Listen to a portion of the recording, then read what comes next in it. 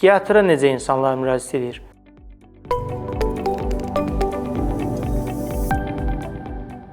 Psixiatra, yəni hər cür insan müraciət edə bilir.